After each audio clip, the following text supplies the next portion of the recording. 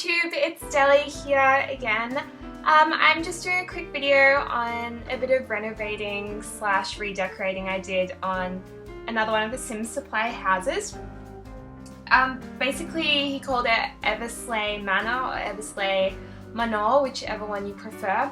On the right is the original and on the left is my one, how I've changed it. So I'll quickly show you the original one. Basically it was a really lovely baby blue colour and old Victorian style architecture, and yeah, very nice, I will say. I do love this house a lot. But yeah, inside it's very dark, rich colours, red, green and blue, a lot of dark woods and a lot of patterns in the chairs and the tiles and in the couch there. And the wallpaper is actually quite patterned as well if you move up a little bit closer. So what I wanted to do is just kind of brighten it up a little bit, make it lighter and maybe a little bit more contemporary and less traditional. So I also took out this little bedroom, which I'll show you in a sec, and I also reconfigured this downstairs area. So I think the kitchen moved to this room and dining room moved to here and the lounge room moved to this room, so in an anti-clockwise direction. So that's the Sim Supply's original. This is how I've changed it. I think it's, yeah, it's a more contemporary take. I've used a grey on the exterior rather than the baby blue to kind of get that contemporary idea across. I have this thing for bright red doors. I don't know what it is, but I just love a really vibrant red door. So initially I tried making this a navy blue, but then I changed it to grey because the blue and the red was a little bit much, I thought. So yeah, if we go inside you can see how it's been reconfigured. The floorboards are white, which is quite a trend at the moment, well at least in Australia, in Melbourne. In a lot of inner city areas and done up houses. I've also made these lights a really vibrant red, and I kind of went with the theme of red, blues and yellows.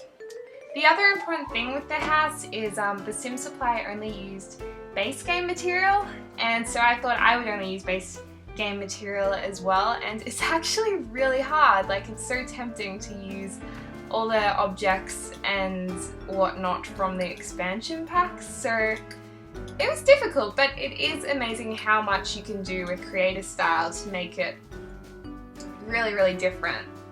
So yeah, here's the dining room with mismatched chairs.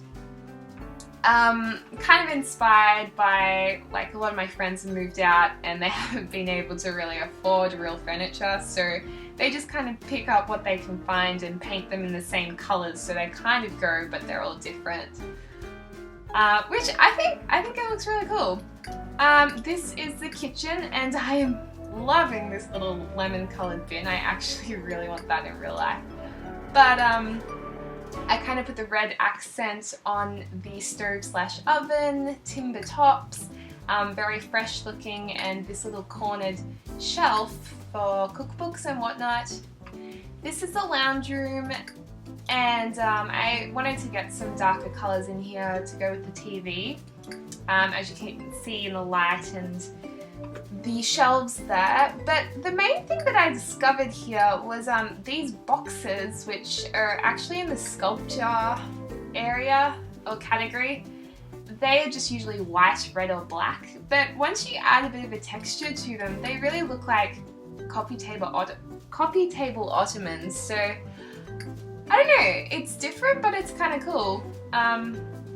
Interesting to experiment with when you don't have as much to use.